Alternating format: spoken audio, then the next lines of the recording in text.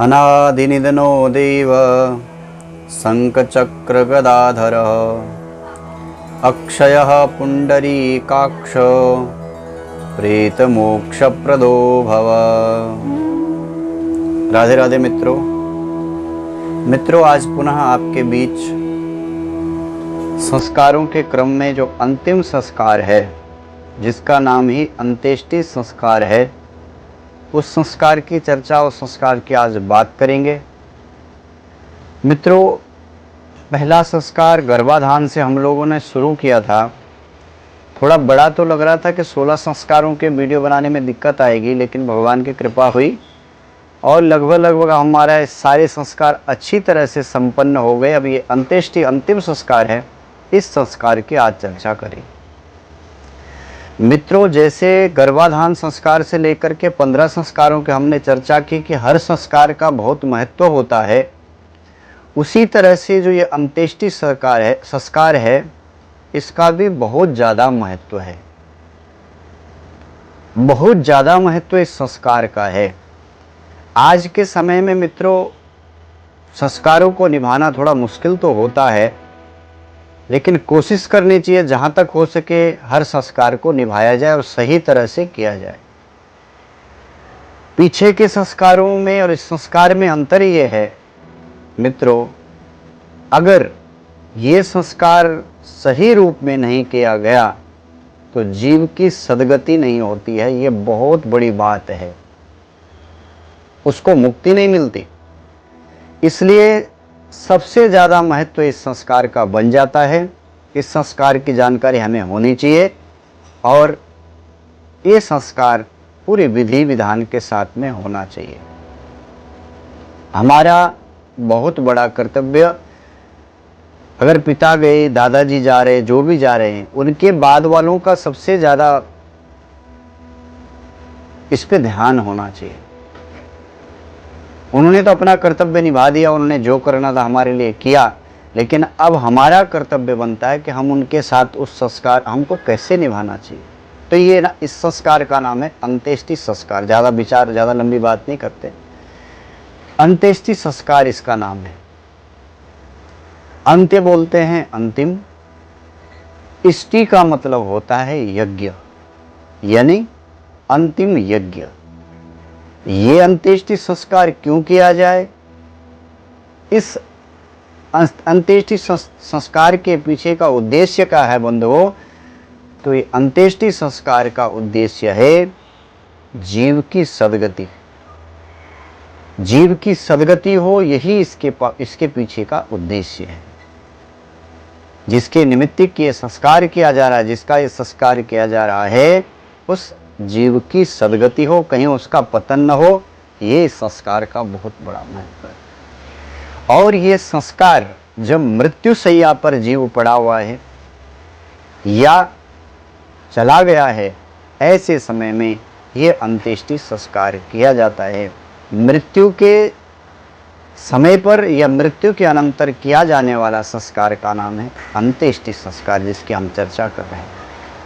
मित्रों, ध्यान से इसको वीडियो को अंतिम तक जरूर देखना, क्योंकि बहुत रोचक वीडियो ये बनने वाला है। सारे संस्कारों का निचोड़ इसी में निकलने वाला है, इसलिए अंतिम तक जरूर देखना और हो सके तो इन चीज़ों को जरूर करना, नहीं तो कहीं अपना पिता दादा कोई दुर्गति को प्राप्त न हो जाए। मित्रों, ये है अंतिम यज्ञ, और अंतिम यज्ञ सही रूप में पूरा होना चाहिए। अगर अंत्येष्टि यज्ञ में कोई कमी रह गई तो फिर उस जीव की गति नहीं होती। इसके अलग अलग नाम भी हैं मित्रों, इसको अंत्य कर्म भी बोलते हैं, और इस संस्कार को और्ध्वदेहिक संस्कार भी बोलते हैं। मतलब मरने के बाद का संस्कार है तो और्ध्वदेहिक संस्कार भी ये हो गया। मित्रों, इस अंत्येष्टि संस्कार के 2 रूप माने गए, 2 भाग में है ये है। पहला है मरणासन्न अवस्था में यह संस्कार किया जाता है, और दूसरा मृत्यु के अनंतर। इसके 2 भाग हैं, 2 भागों में यह संस्कार होता है। पहला मरणासन्न अवस्था और दूसरा मृत्यु के बाद जो हमको करना है। मरणासन्न अवस्था में उस जीव के हाथ के द्वारा कराना है, और मृत्यु के अनंतर हमको उसके निमित्त करना। ये 2 अवस्था इस संस्कार की बनती है। जब आदमी मरणासन्न अवस्था में रहता है, कोई अचानक चला जाए तो वो तो बात अलग हो जाती है, लेकिन जैसे पता है कि ये जाने वाला है, उसके बाद का कर्तव्य गरुड़ पुराण के अंदर बहुत विस्तार से आता है बंधुओं।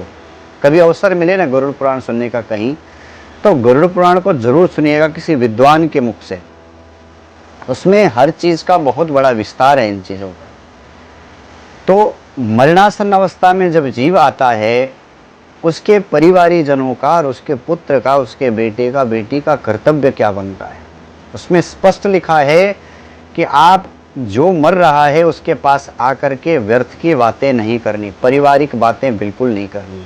उसका वही अपना है उस समय में जो उसके सामने आकर के भगवत नाम का स्मरण करे और उससे भी बुलवावे, गीता का पाठ करे, भगवान के नामों का जप करे। अरे कहीं आपका नाम उसके कान में, उसके जिह्वा में आ गया तो वो जीव तर जाता है। और व्यर्थ की बातें हम करेंगे तो उसी में उसके उलझ के उसके प्राण रह जाएंगे और वो कहीं यहीं भटकता रहेगा बंधुओं।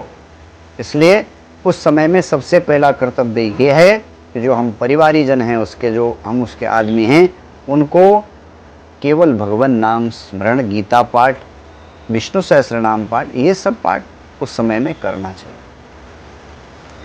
गरुड़ पुराण के अंदर बंधुओं 2-3 चीजों का बहुत महत्व बताया गया जब जीव के प्राण छूटते हैं उस समय में। एक तो शुद्ध लेपन भूमि, गोमूत्र से, गोमय से लेपी हुई भूमि, ऐसी भूमि में उसको रखना चाहिए जब उसके प्राण निकलने तो उसके पहले।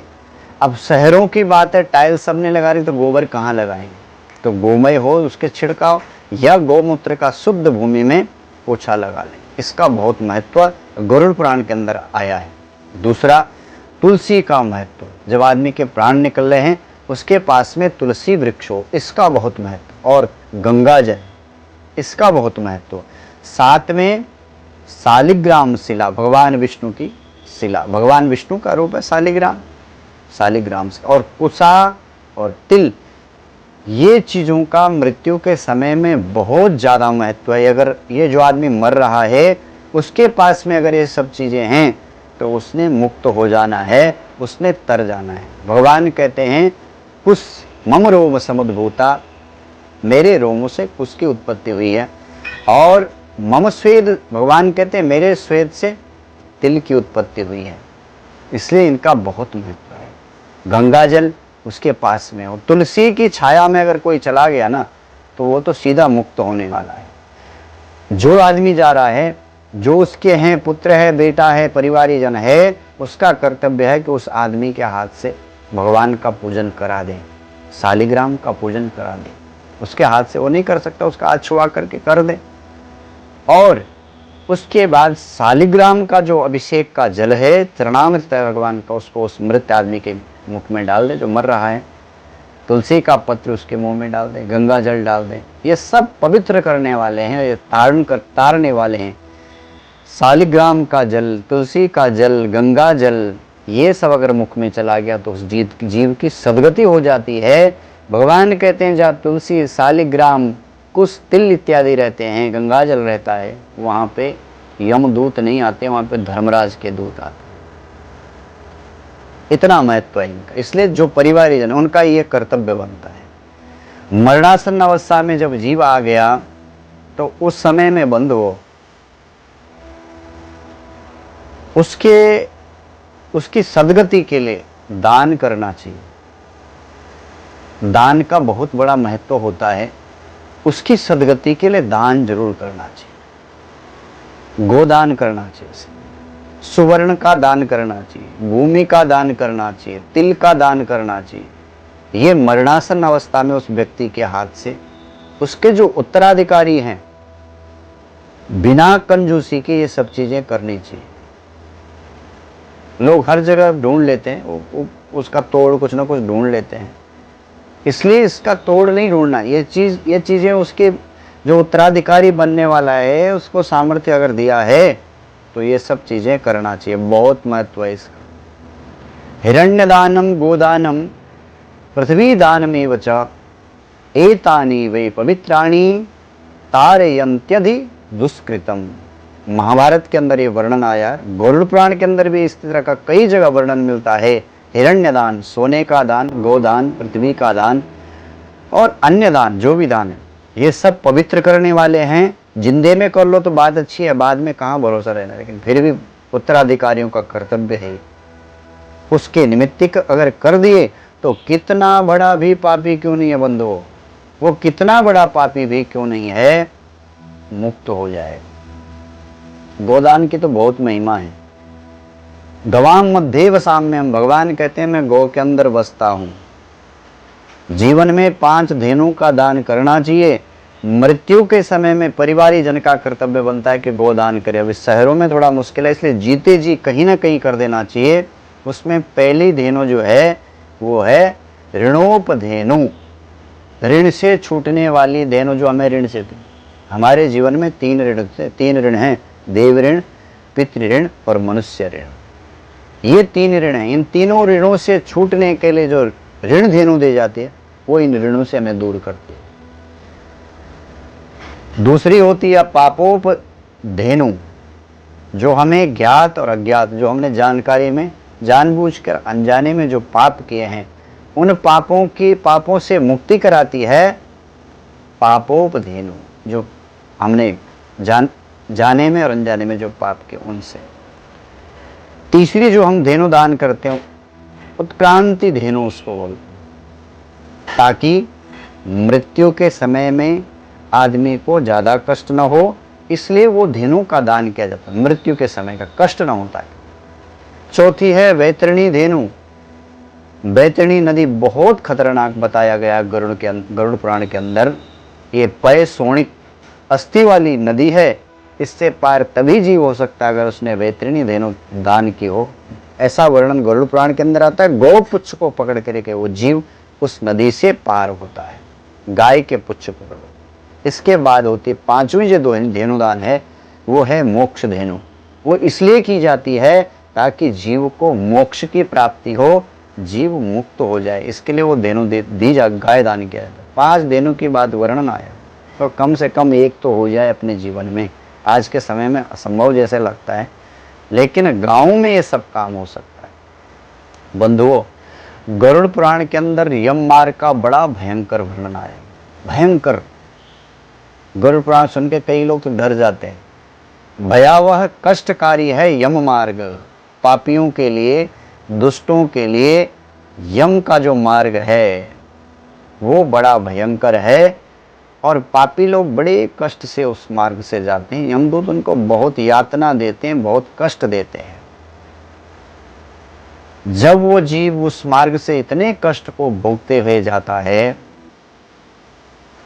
तब उसे एक जगह में ऐसी स्मृति आती है कि मैंने मनुष्य शरीर मुझे मिला, और मानव शरीर मिलने के बाद मेरे पास सब कुछ था, सामर्थ्य था, धन था, शरीर अच्छा दिया था भगवान ने, परिवार था, उसके बावजूद भी मैंने कोई भी जीवन में अच्छा काम नहीं किया। न मैंने भजन किया, न मैंने दान किया, न कोई पुण्य का काम किया।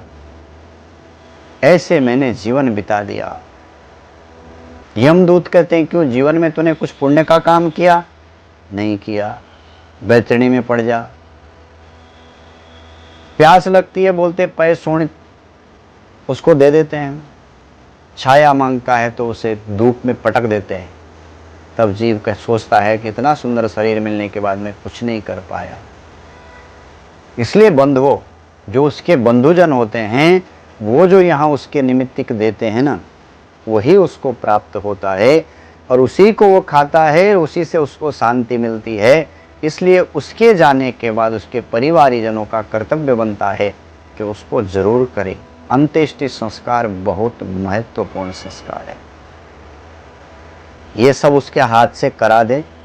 उसके बाद जब आदमी मर गया, तब सब का संस्कार किया जाता है। सब का संस्कार ये है कि उस आदमी को जो मर गया, उत्तरी की तरफ अच्छा माना गया है इसमें, बाकी जलाने में तो दक्षिणी मानते हैं, लेकिन बाकी वैसे जब मर गया तो उसको जमीन में आपने लिटा दिया तो उसका सिर उत्तर या पूरब माना गया। उत्तर पूरब करके उसको पहले शुद्ध जल से, गंगा जल मिला के स्नान करा दें। स्नान कराने के बाद शुद्ध अच्छे वस्त्र पहना करके तिलक आभूषण से उसको सुसज्जित कर दें। सुंदर माला उसके गले में डाल दें, तिलक डाल दें, टीका लगा दें, और उसके बाद फिर जो जिसने उसकी क्रियाकर्म करना है उसने फिर जौ के आटे के 6 पिंड बनाते हैं, विशेष करके 5, क्योंकि छठवां पिंड जो है आजकल अस्थि संचय उसी दिन करते हैं, बाद में होते, तो छठवां पिंड अस्थि संचय के लिए 6 पिंड दिए जाते हैं बंधुओं। उन 6 पिंडों का बहुत महत्व बताया गया। 6 पिंडों में जो पहला स्थान है वो मृत्यु स्थान, जहाँ पे आदमी ने शरीर छोड़ा है वहाँ पे दिया जाता है। वो जो पिंड है वो भूमि के देवताओं के, भूमि के जो अधिदेवता होते हैं उनके लिए दिया जाता है। दूसरा पिंड द्वार में दिया जाता है, उस पिंड को वास्तु के अधिदेवता जो है उनके लिए वो पिंड दिया जाता है, ये दूसरा पिंड। तीसरा जो पिंड दिया जाता है वो रास्ते में दिया जाता है, ताकि कोई कष्ट ना हो उस जीव को, या रास्ते में कोई विघ्न ना आए, इसलिए वो पिंड दिया जाता है। चौथा पिंड जब वहां पहुंच जाता है वो जीव, उसकी अर्थी जब शमशान के पास पहुंच जाती है तो वहां पे जहाँ पे विश्राम करते हैं उसको वहां पे एक पिंड दिया जाता है। वो इसलिए ताकि यक्ष, राक्षस, प्रेत, पिशाच ये उसकी अंत्येष्टि क्रिया में विघ्न न करें, बाधा न करें। 5वां जो पिंड है वो चिता स्थान में अग्नि जब लगाई जा रही है उस समय में साधक नाम से वो 5वां पिंड वहाँ पे दिया जाता है। और 6वां पिंड जो बंधुओं जो दिया जाता है वो फिर जब अस्थि संचय करते हैं, तीसरे दिन में आजकल करते हैं, तो जब अस्थि संचय किया जाता है उस समय में वो पिंड उस स्थान में दिया जाता है। इस तरह से 6 पिंड वहाँ पे होते हैं। बाद में आग दी जाती है, आग देने के बाद बेटा ही देता है, फिर उसका कपाल क्रिया करते हैं, और कपाल क्रिया होने के बाद फिर वो घर को आ जाते हैं। घर आने पर फिर दक्षिण की दिशा के लिए एक दीपक प्रज्वलित कर देते हैं घर में, और उस दिन से लेकर के 10वें दिन तक हर दिन एक पिंड दिया जाता है, जिसको 10 गात्र के पिंड बोलते हैं। 10 दिन तक वो पिंड दिए जाते हैं। उन पिंडों के द्वारा गरुड़ पुराण के अंदर वर्णन आया, उन पिंडों से एक शरीर बनता है जिसको यातना शरीर बोलते हैं, और उसी शरीर के द्वारा यम के मार्ग में जाता है। जो भी यातना दी जाती है उस शरीर को फिर दी जाती है। ये 10 दिन तक पिंड दिए जाते हैं। तो 10 दिन के 10 पिंड और 6 पिंड ये पहले के, ये 16, इसको मलिन षोडशी नाम से कहा जाता है। ये मलिन षोडशी 16 पिंड हो जाते हैं 10 दिन तक, ये मलिन षोडशी इसको बोलते हैं। इसके बाद उसी यातना शरीर के द्वारा यहाँ से यात्रा करता है। इसके बाद इस अंत्येष्टि संस्कार में फिर बंधुओं आगे 11वें दिन में एकादशा होता है, 11-12 दिन में एकादशा करते, फिर सपिंडी श्राद्ध होता है। जब तक सपिंडी श्राद्ध नहीं हो जाता है तब तक उसको प्रेत नाम से कहा जाता है, और जब सपिंडी श्राद्ध हो जाता है तो उसको प्रेत से पितरों में मिला देते हैं, दादा परदादा में भी उसको मिला देते हैं, तो वहाँ से वो फिर प्रेत नहीं, वहाँ से वो पितृ बन जाता है। कई लोग सपिंडी श्राद्ध 6 महीने में, 2 साल में, 4 साल में करते हैं, पर वैसे गरुड़ पुराण के अंदर वर्णन आया कि उसको 11-12 दिन में कर देना चाहिए, क्योंकि जब तक सपिंडी श्राद्ध नहीं होता तब तक अपवित्र माना जाता है उस व्यक्ति को, उस परिवार को। गरुड़ पुराण के अंदर तो ऐसा वर्णन आया है। इसलिए सपिंडी श्राद्ध ज़्यादा लंबा नहीं खींच करके कलयुग में 12वें दिन के अंदर अंदर सपिंडी श्राद्ध कर देना चाहिए, ऐसे गरुड़ पुराण के अंदर वर्णन आया। फिर ये श्राद्ध होते हैं, 13वीं की विधि वो होती है, घर की शुद्धि इत्यादि वो सब किया जाता है। और उसके बाद वर्ष पूरा होने पर वार्षिक श्राद्ध किया जाता है, जिसको वार्षिक श्राद्ध बोलते हैं, एकोदिष्ट बोलते हैं। वार्षिक श्राद्ध किया जाता है। फिर पुत्र का कर्तव्य है भैया कि वो गया इत्यादि जा करके अपने पिता का श्राद्ध करें। इस तरह से बंधुओं ये जो है अंत्येष्टि संस्कार का वर्णन हमने आपसे किया, और इस तरह से अंत्येष्टि संस्कार सही विधि से अगर किया जाता है बंधुओं तो उस जीव को सद्गति मिलती है जिसके लिए किया जाता है, और नहीं किया गया तो वो प्रेत योनि को चला जाता है। अभी कोरोना काल में तो काफ़ी स्थिति बिगड़ी, संस्कार हो नहीं पाए। ऐसा कहते हैं जिसके ये संस्कार पूरे अच्छे से नहीं होते वो प्रेत योनि में चला जाता है।